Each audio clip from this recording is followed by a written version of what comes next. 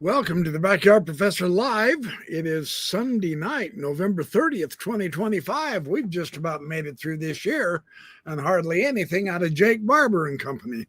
Something we all expected, I suppose. A little disappointing, but we've got something vastly better to talk about, at least tonight. This new documentary, The Age of Disclosure. Very interesting documentary. I just watched it again this afternoon. And I thought I'd do something a little bit different. I think it would be fun to see what effects that it's having on us. And so I'm going to open this up and have a discussion with my audience. And I'd like to see what you guys thought of it or what you think you've heard about it. And I know there have been some positives. I think most of the positives are coming from us who make the UFO videos on YouTube, the UFO community. There are some really good critiques. I don't know if I would call them negative, but there have been some constructive criticism. There's also been some just blatant, outright dismissal because there's just some people you can't please. The aliens can come down and shake some people's hands and they still won't believe in the aliens. That's how that works. So it's all good. On the other hand, nothing can happen and there's still going to be people who believe in aliens. So that goes both ways too. So here we are. I hope all of you had a happy Thanksgiving. I didn't get a chance to get on because I was so busy with my family and enjoying Thanksgiving. I hope all of you guys did too. Before I get started, let me just say I have my two new issues, new to me, of the Parma El Dalumberon. That's a weird Elvish name. These are the scholarly journals of the Elvish languages. I got these two because they have some information on the Sindarin Elvish language. This is the second one. This is volume 23, and that one was volume 17. This is the one on the Fëanorian alphabet, and that's a very interesting one. That's the writing system, and I'm looking forward to reading this one too. So my early Christmas present, because I am getting ready to put together some more videos on the esoteric Tolkien. Tolkien is the gift that keeps on giving. I love that stuff. It is so superb. It is exquisite. With nonfiction, you learn the facts. With fiction, you learn the truth. And that's how that works. It's really interesting because I haven't read hardly any fiction compared to most people. My entire life I've been in the nonfiction, and now I am discovering fiction. And I'm very grateful that I am finally discovering fiction on the best fiction that there is, Tolkien. So, that's the way it goes. I will learn an Elvish greeting and begin greeting you in Elvish in the esoteric videos, just for kicks and giggles. So looks like we have Derek Farmer. Hey, good to see you, Derek. Cynical Banana. UFO Busters of Australia. Dean Pollard. Mark Telfer. Good to see all of you. April 10/19, Ladder Daily Digest. How you doing? Good to see you.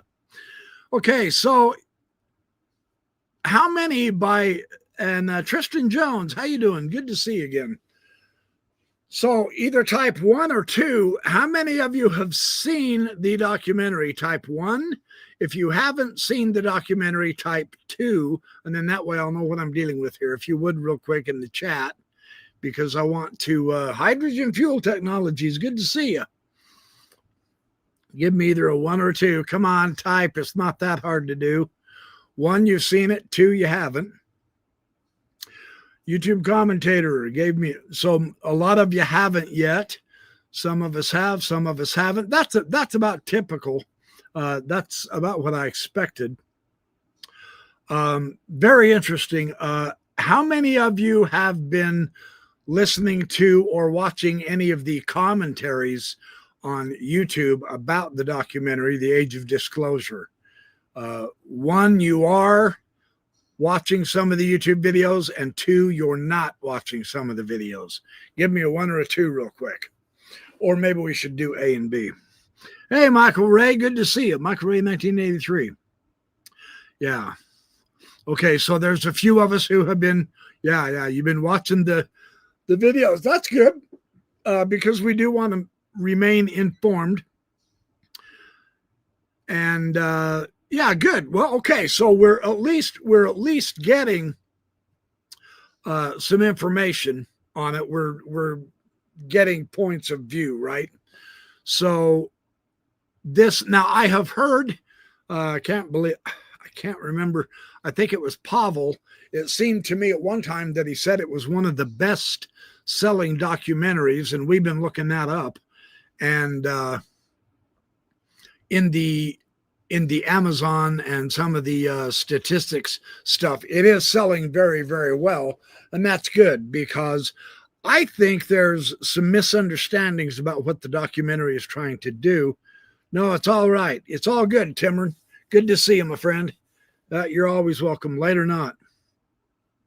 So here's the issue that I want to bring forward and talk about a little bit with you is, from my take, this documentary is for the John Q public.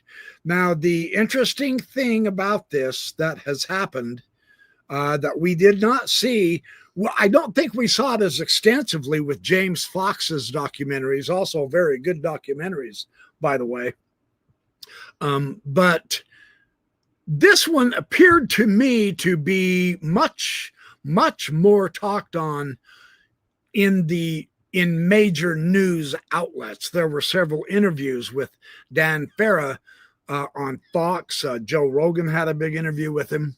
I know Joe Rogan has interviewed James Fox too, of course. I'm not saying he'd not, but, and this is not to disparage anything James Fox has done. His stuff's always good to watch, in my opinion. But so I think, let me get some backfeed from you in the chat. Maybe we can post some ideas and put your ideas out here too.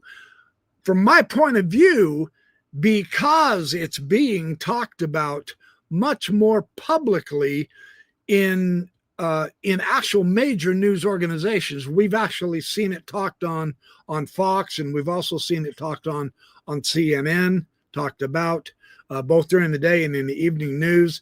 It's a pretty big deal. You know, the impression is, because it's probably this way, is it was a pretty big lineup with some of the people who were talking in it and describing their experiences with this.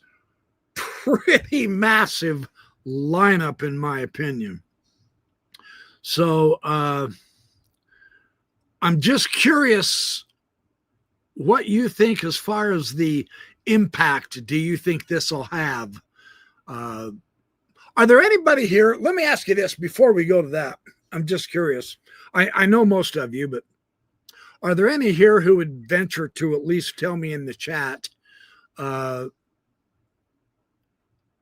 whether you were surprised by it, or you actually did not realize the extent and the depth of the information that this documentary brought forward to you, that you were hearing for the first time, that surprised you? Were anybody surprised by the information in this documentary? Hey, Tim Rathbone, good to see you, my friend. So, not much. Okay. Jay Hardesty, not much. Yeah, me too. I'm not saying that it was going to present, I'm not saying it presented a lot of new information. I'm just curious to see if something new popped out to anybody in particular. Hey, Chelsea Chase, good to see you. Okay, you haven't seen it yet? Okay, not really. Okay, good. Nope. Yeah. Okay, yeah. That's about what I was thinking. Nanu cosmic stuff. 5031. I'm just gonna call you cosmic, if that's okay, or cosmic stuff. Yes, I can do the double nanu on you. Yeah, my understanding is this. I'm well aware that Mike Shermer has come out. He's the big skeptic. You expect him to be skeptical of everything because that's his profession. And in that respect, I am suspicious of him. He has outworn his skepticism, kind of like Avi Loeb is doing with Three Eye Atlas and Angry Astronaut and those guys. Not that I don't like them, but I mean, come on. We now know that Three Eye Atlas is not a mothership. For crying out loud, let it go. Get on to something else. No, I don't think there was any huge surprises, at least from people in the UFO community. But when you realize and recognize and understand that the information that we actually do have crashed UFOs somewhere here in the United States, and we have engineers working on making our own version of those UFOs, and we are studying the dead bodies of the aliens. There were 4 bodies recovered from the Roswell crash, according to a couple of the witnesses in this video. Now, one of them was Eric Davis. Very interesting. So this Bob Lazar theme was not exactly discussed much. It was just basically touched on, but I think he got a real big boost because in his story, he was talking about the sincere reality of Roswell. This documentary confirmed it as well from other sources. And they indicated dead alien bodies. Now, there's about 3 million of us who believe in UFOs worldwide, right? So, I mean, really, to say we're a minority is to grossly understate the issue. We really are just a grain of sand compared to the rest of the 8 billion on the planet. 3 million of us. That's not even 1% of 1% of 1% of the population think this stuff is real. So this documentary to come out, and yes, it came out in a limited circulation, but the one thing it's accomplished, I believe, is that we are getting to the point now to where the news channels are picking up the story, not in order to mock it, but in order to understand it. Now, that's a major development, and that's been a long time in coming. That's been several decades. But there was no ridicule of the comment that there were 4 dead alien bodies retrieved at Roswell, later went to Wright-Patterson Air Force along with the crafts, because that's where the best reverse engineering could take place. And so that's why they took it there. But there was no mockery here. There was no making fun of it. They discussed this in a very serious, seasoned manner that is a breath of fresh air. Now, this is one of the clues I would propose to say that this topic, because of the way the government has stigmatized this and destroyed people's lives, they lost their jobs when they took it seriously, etc. And there was a huge stigma, which was part of the government strategy to keep it secret. That stigma is disappearing without question. No one in the news outlets talking to Dan Farrow were mocking him. They were asking crystal clear, excellent questions. They were allowing him to talk and explain, one, because of the caliber of the guests that he had on this documentary, I mean, Admiral Tim Gallaudet. That's no laughing matter. That man is a 1-star admiral, and he retired out of the Navy after 32 years. And then Eric Davis and Hal Puthoff, terrific physicists who were genuine scientists, along with Gary Nolan. This isn't Mickey Mouse and company.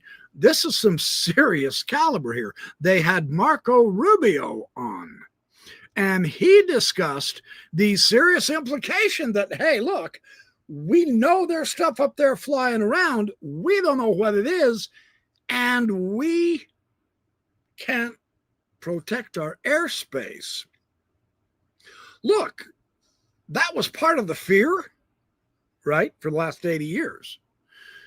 The American people are going to get really nervous, and all kinds of crazy stuff's going to happen if they find out we can't protect them. Well, they've come out now in this documentary and said, not only can't we protect you, we haven't got a clue how we would even begin to try, because they can at will, at their will, they can, according to the very solid testimonial of the nuclear physicists who were at the nuclear sites when the UFO showed up and shot the nuclear rockets down.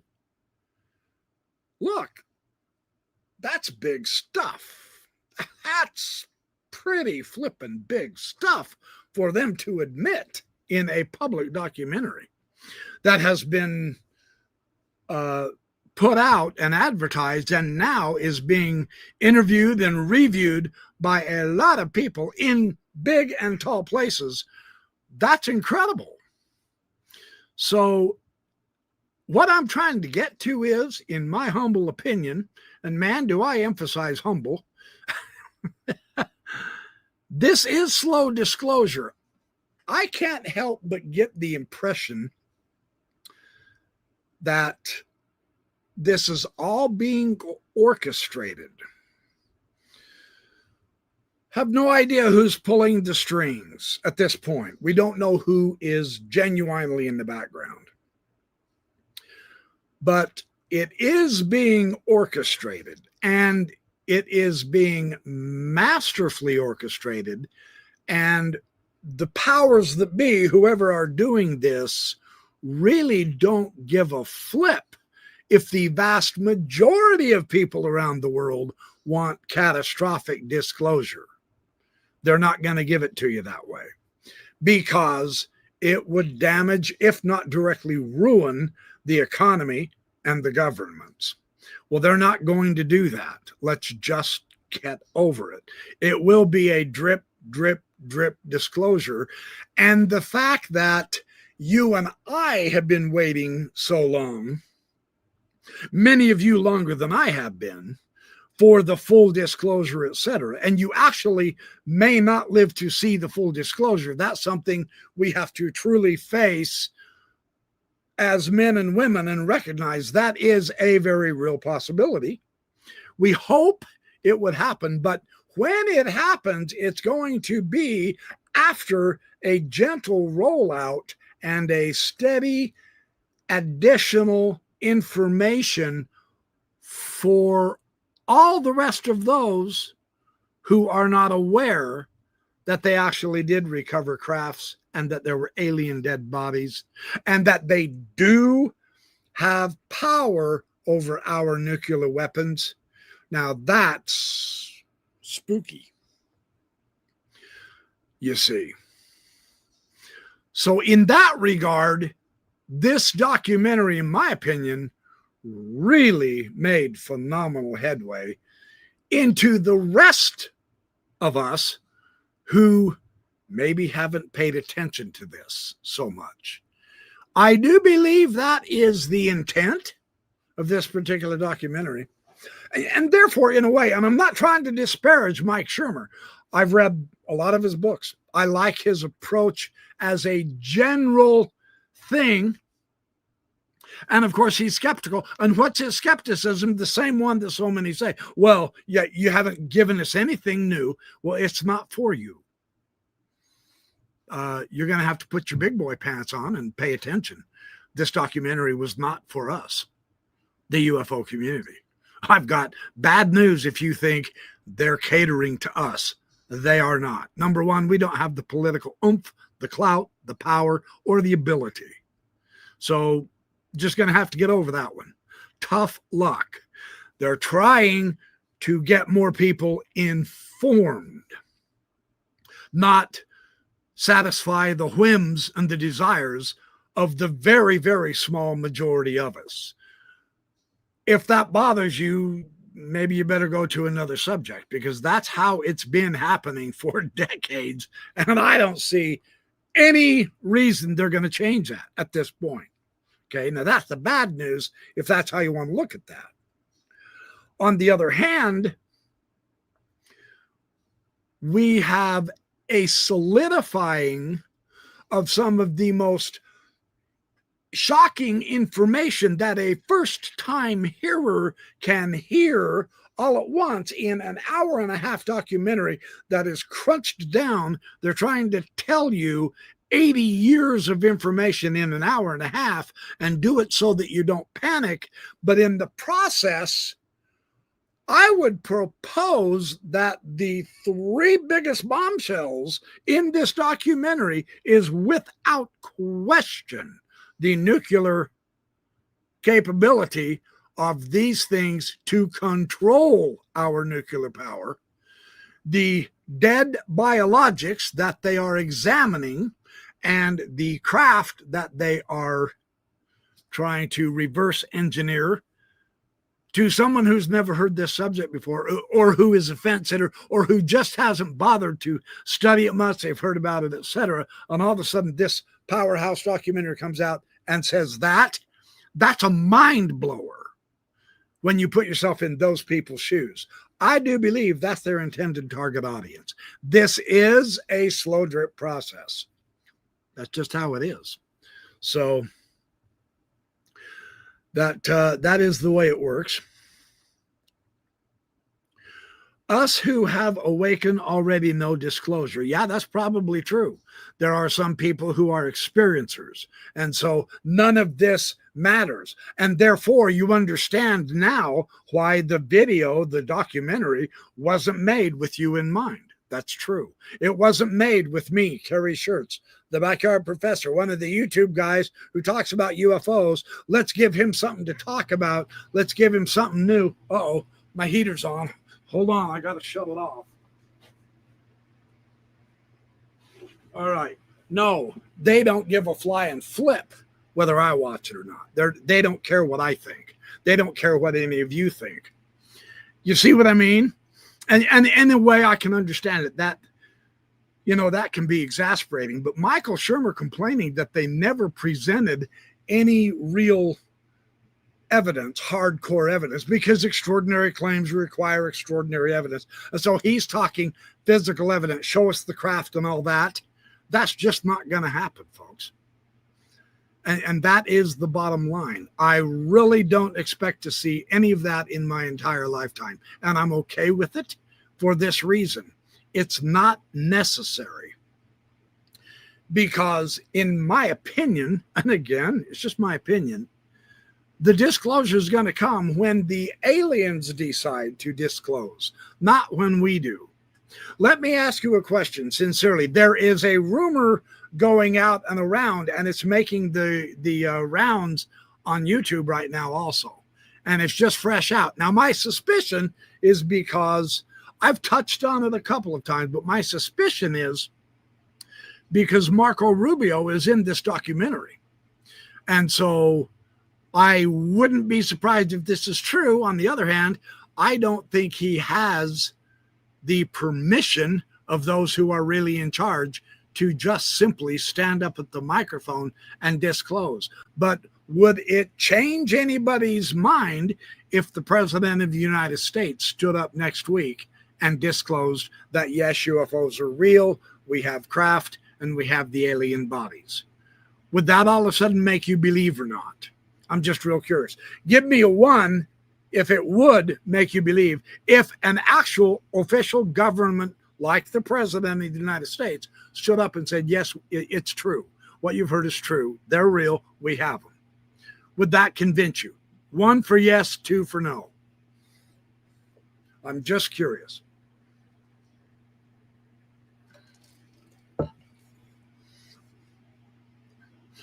That's my thinking as well.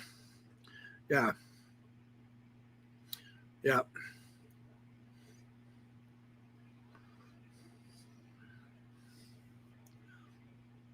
Yeah, I think so. Yeah. Yeah. And there's a lot of people who, did I say give me one for if it would help you believe? Okay. Well, most people say, yeah, that would make a difference. I personally don't think so at all. It doesn't matter because more credible people than the United States president have already told us about the UFOs. That is, the experiencers. You see, if Donald Trump stood up there and said, yes, it's true, we have it and all that, you still don't have any of the evidence, and he hasn't seen any of it because they don't let presidents and Congress people see the evidence. See, that's the downside of that. So I personally don't think it's going to happen. It could, which would be fantastically interesting to be able to talk about. But Michael Shermer would then come out and say, yes, well, I know he's one of the most important people on the planet right now as holding the office of the president of the United States, but he still didn't bring forth any evidence, and Michael Shermer would be correct. But that's not the issue. And this is so crazy because months ago I was screaming for it myself. I get it. I've kind of changed my mind in a way, but at this point, the issue isn't show us the evidence because nobody's going to show you the evidence. Here's why, and they said so in this documentary. It's why it's so important to watch this documentary. They described outright that the reason we don't show what we know and we don't show what we have is because of our enemies. We don't want them to know what we know. And they're not going to tell us, the public, just to satisfy our curiosity and make us feel special, etc., if it hands the enemy the key piece of information to finish their own UFO, because the UFOs haven't only crashed here in the United States.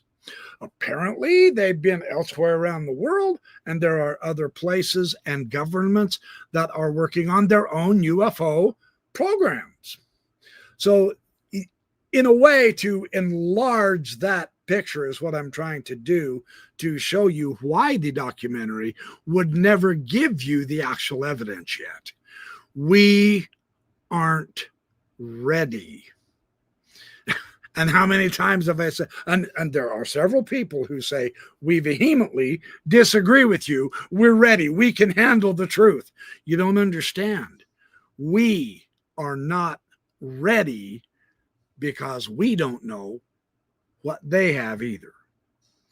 There is too much distrust in the world to ever openly work together to benefit humanity.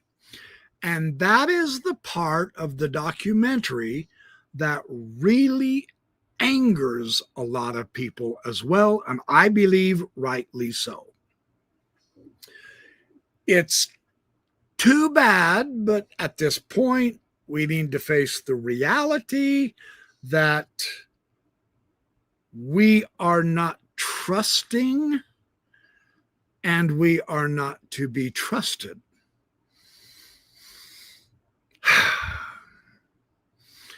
It's not any one single individual's fault either. It's just, how do you put this, Is it the nature of our humanity? I mean, if we could all band together as friends around the world and utilize this astonishing energy, we could travel to the stars. Then, instead of owning 1,000-acre plot of land, we could all, without ever overcrowding, all go out there and own 1 billion planets, and all of us live to be trillionaires. But every one of us are too short-sighted to think that far. You see, we only want this planet's resources, and we want it for me, and not you. This is Thorin Oakenshield's sickness When he returns to his homeland, the lonely mountain defeats the dragon Smaug and reclaims the treasure. He gets sick with greed and he won't share it with anybody. And because of that, everybody suffers and he fails. Even though at the very end on a deathbed repentance, he repents. That doesn't matter. He dies because of that sickness. Well, that's a very good metaphor from a very good piece of world literature that the rest of the world just doesn't give a flying flip about. They think they're above that. Well, none of us are, you know. The billionaires and the trillionaires keep trying to make more money for absolutely no valid good reason, and they don't need it. And they're not about to share with any of us, and nor are those who have the power going to share that power so that absolutely all of us can go out there into the stars and enjoy our lives more. That's not going to happen. So we have to come up with a different strategy, right? So this is, from my opinion, this documentary is so valuable, and I recognize, and I will say so too, it's obviously incomplete. There's no question about that. It's incomplete. It wasn't meant to be a complete divulging. Not at all. It had absolutely no intention of showing physical evidence. That wasn't the issue at all. This documentary was simply designed to get people to go, whoa, they said that? I didn't realize that was the extent. Something to that effect. Something to the effect that, oh my gosh, I was not aware that they had alien bodies. Wow. Whoa, maybe I'll look into this. I wonder if anybody on YouTube knows that. And then they'll come looking here on YouTube to see.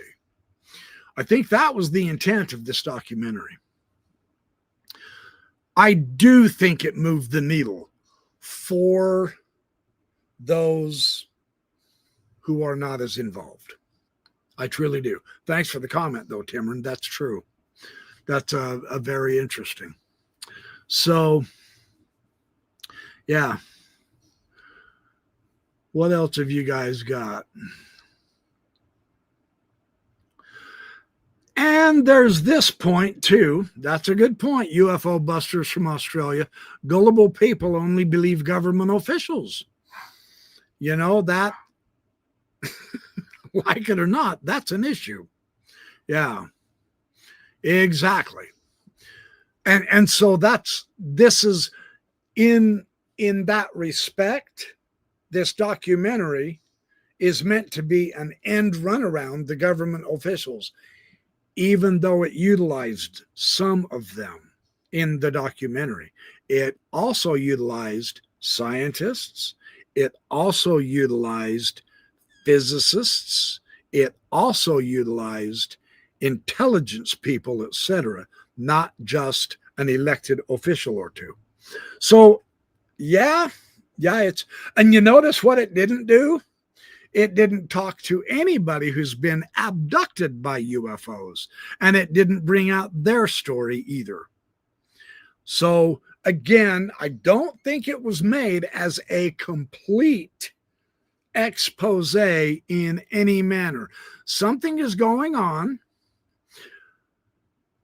I think in relation to everything else that has been happening, building up to right now, say for the last 40 years, within my lifetime, within the last 60 years, I think this is all being choreographed by someone.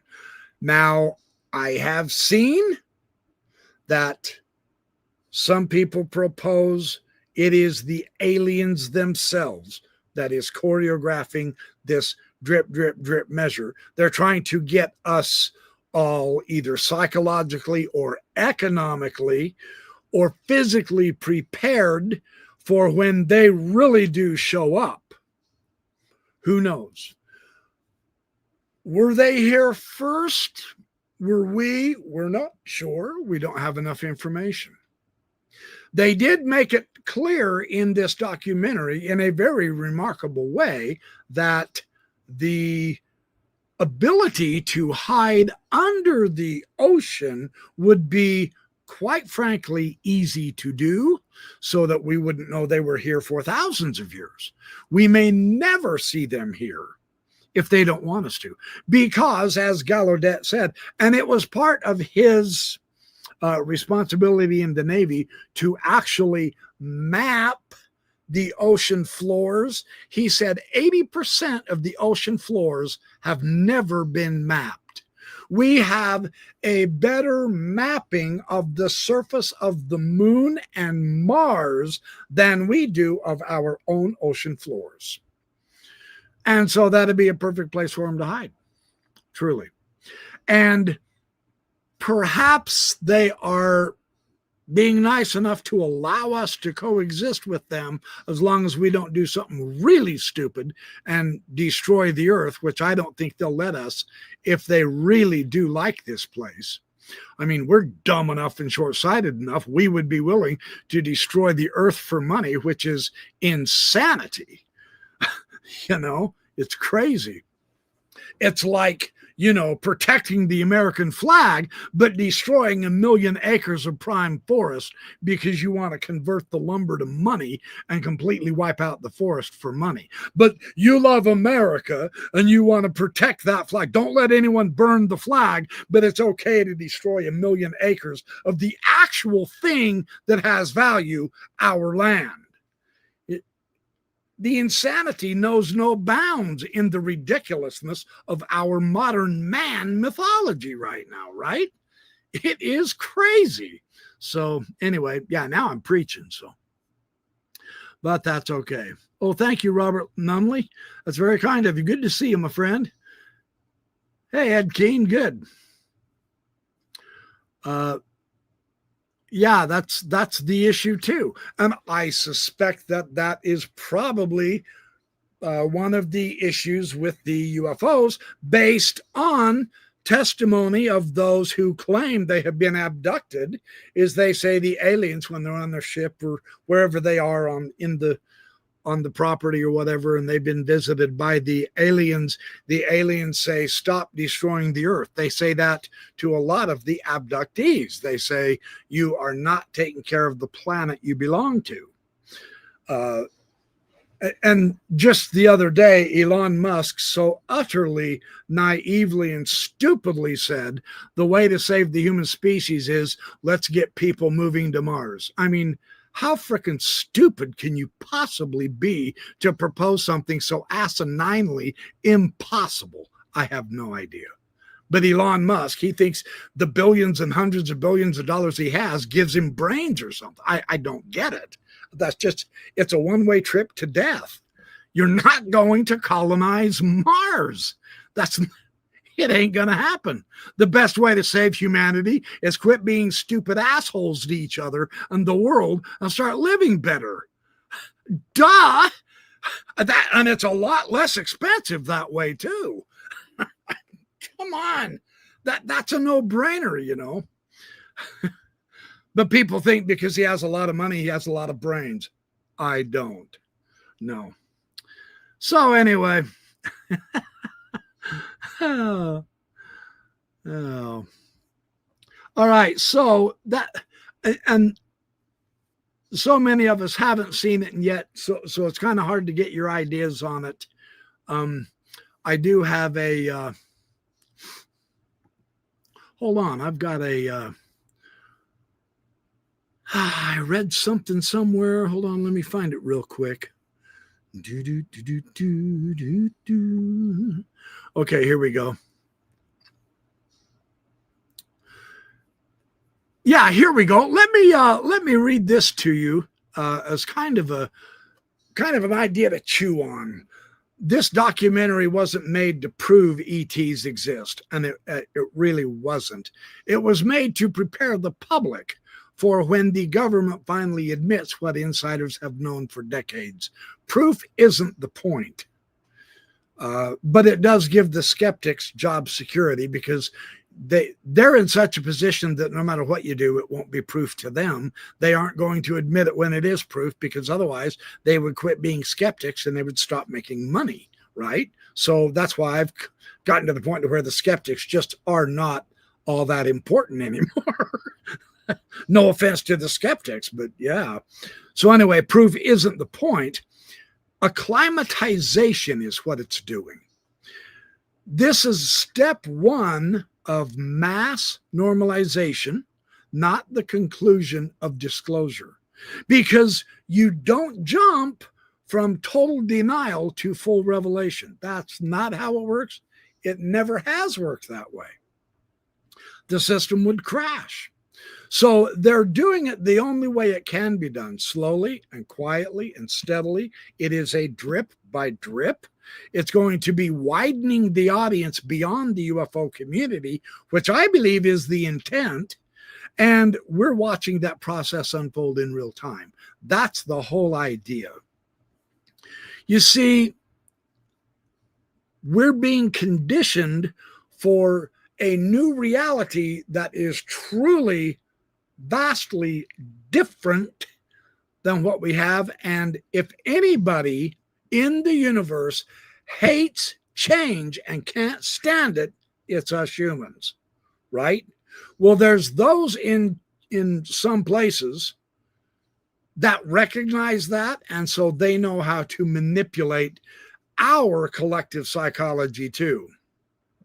Millions who never cared before, who have now seen this documentary, hopefully, will recognize and be talking about the non-human intelligence, the reverse engineered craft, the 80-year cover-up structures, the multi-agency compartmentalization that we were just educated to about in the government, and the high-level witnesses going public. That is its purpose. It's not here to prove anything. It's here to present information to get the discussion broadened. We already have it very, very deep. Now we need to broaden that. That appears to be what the secret powers that be are thinking, and that's why I can't help but think this is choreographed. No, I don't have any proof of that. It's okay. I don't need to worry about proving it at all, because this is the first mass market piece that ties sitting senators, intelligence directors, high-ranking military, bipartisan political support, and modern UAP whistleblowers into a single, easily digestible message. And that is where the importance, and I would propose that is where the power lies, is in that conglomeration into a single message for people who just have not been aware of it at all. So from a stabilization standpoint, skeptics regulate panic, so they are necessary, right? But they don't have the last word either. And I really don't care if they believe or not. It doesn't matter to me. And they keep half the population grounded. So if 100% of people believe the film, the system would destabilize faster. And that doesn't mean it's a flaw. It just means skeptics are a pressure release valve baked into mass psychology. That's exactly what we're dealing with. We're not alone, and we've known it for a long, long time. And in my opinion, this documentary brings that out very, very well. And so in that regard, it has tremendous value, I would propose. So that would be my take on that. Oh, Robert, you are so kind. Thank you. Okay. Hey, that's good enough. I'm going to put that on the screen. Thank you. Let the BYP tribe stick together and we'll get to the truth. They think we're stupid and ignorant. Well, in some regards, we are, because we've been kept in the dark just like everybody else. See, I'm speculating about the purpose and nature of this documentary, right? I'm trying to suppose that I understand the background behind it.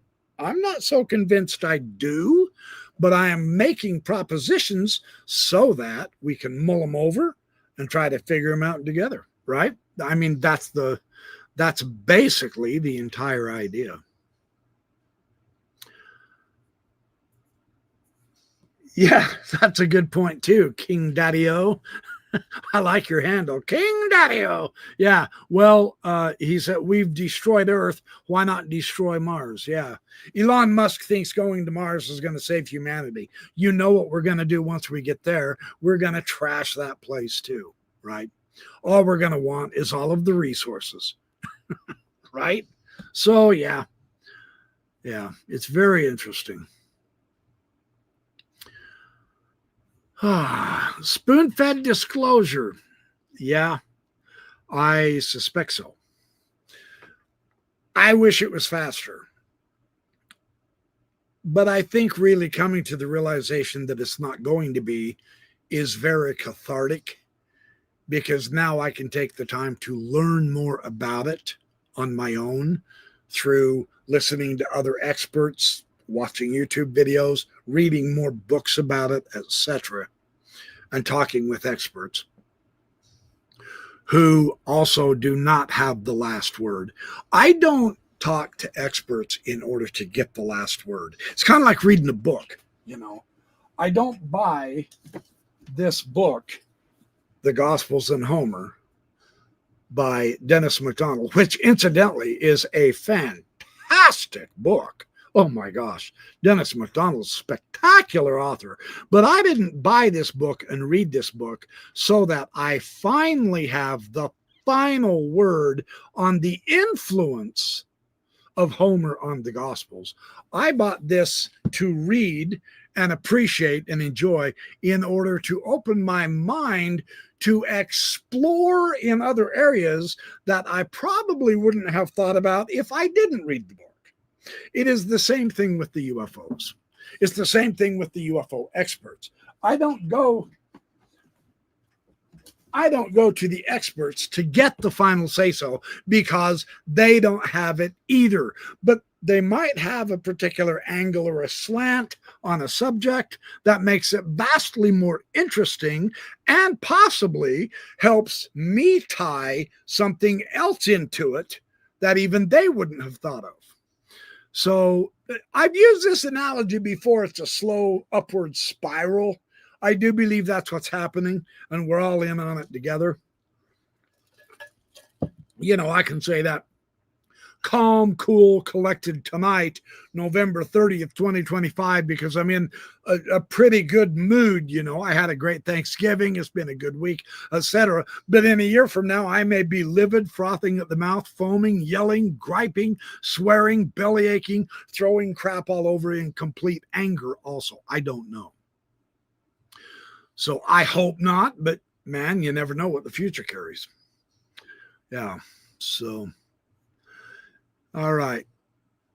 Yeah, we must keep talking, and that's the important thing. And I know so many people, hey, at one point several months ago, I said, enough with the talk, show me the evidence. I was getting really mad at Jake Barber. You remember that? Those of you who've been with me this long. He claimed they could call him in at any time, night or day, 100% of the time, with full, complete accuracy. And he claimed he had millions of dollars of vast, powerful equipment and all. And so I was asking him, then where are your videos? Because you could call him in day or night, take the video, and bam, post it, and you'll have millions of views, and that'll be your money. Nothing. He disappeared. He just completely disappeared. It drove me crazy until I realized, another con job. Now, I might be wrong, and I'd be happy to be proven wrong. It would be glorious if Jake Barber showed up before 2026 with some really good stuff, but it's going to have to be better than anything Ross Coulthart showed, because I was singularly unimpressed with anything Ross Coulthart showed with Jake Barber. That egg video, for instance, man, that did more damage than help, in my opinion. So who knows what will happen next?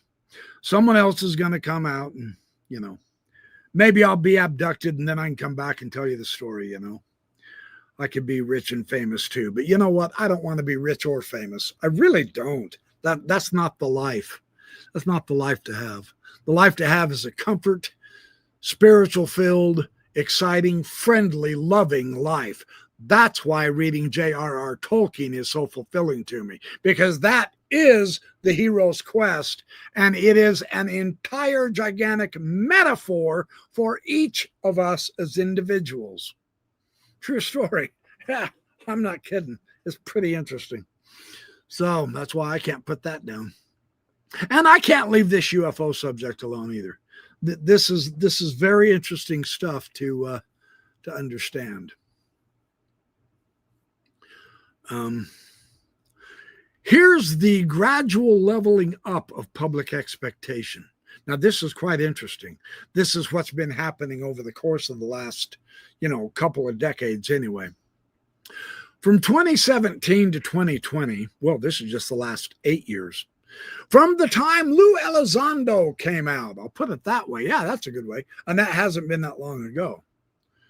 The first thing we learned was UFOs are real. Okay.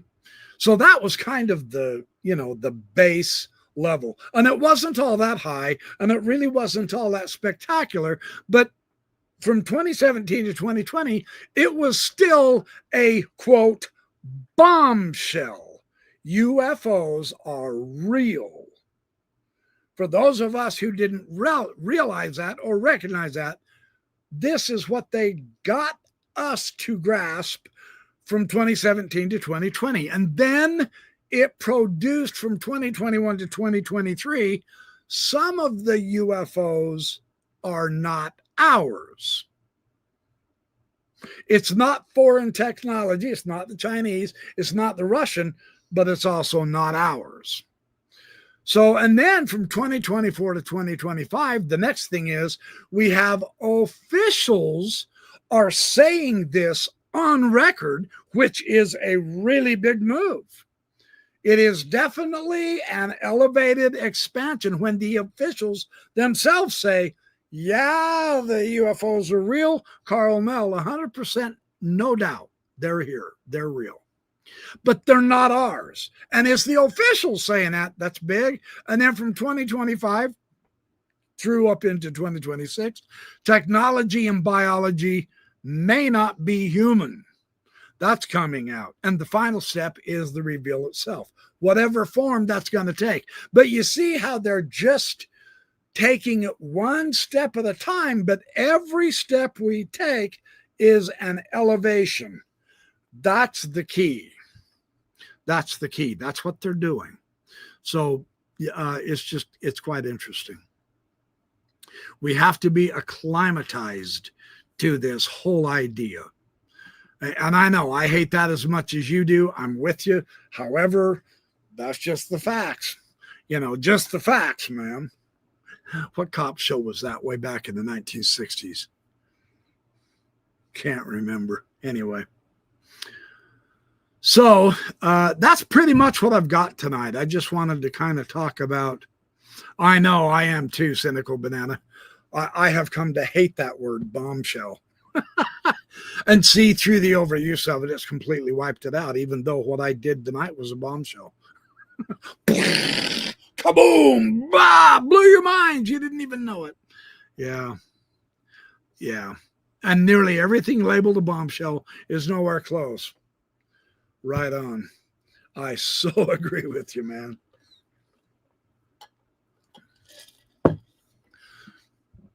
All right. Yeah, be the woo. I accept being the woo. Dean, yeah, I'm with you. No American citizen should be broke. Money should be plentiful, easy to make. Could be not now, not tomorrow. Yeah, that's true. That's good ideology, but American politics will prevent that from happening. So, let's not get political, but we know where the problem is, and it ain't with us. So we'll figure out a way, one way or the other. All right, you guys, any other questions, comments, statements? Thank you for your support. This is always fun for me. I did not get as many videos made this last week as I expected to. I have just been bombing other stuff for the time being. I will see if I can get some more videos out this week.